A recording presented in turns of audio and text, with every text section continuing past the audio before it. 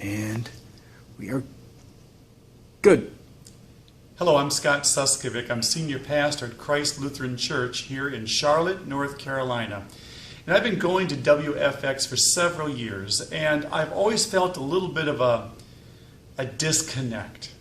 It happened at one workshop. I was sitting there, and they had a panel of about, 5 or 6 guys up there. They were all between the age of 26 and 34.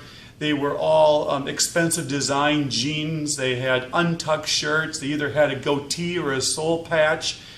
And they were all in churches that were about, 5 or 8 years old. And they were worshiping in a black box, kind of a worship center.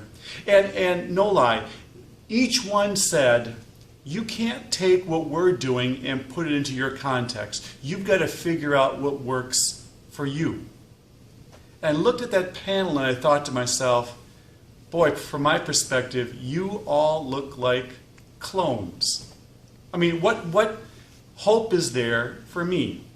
I'm in a church that is 60 years old. It is Lutheran with a strong liturgical, sacramental background. We worship in a church that looks like a church.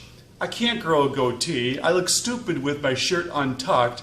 And I want a worship service that honors the tradition of the past and yet reaches out to the new generation.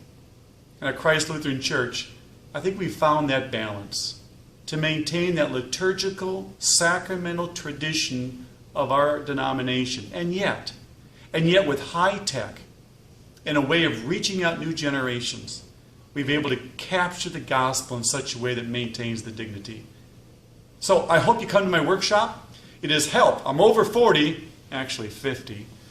I don't grow a goatee, tuck in my shirt, and I don't worship in a black box. Is there any hope for mainline denominations? And there is.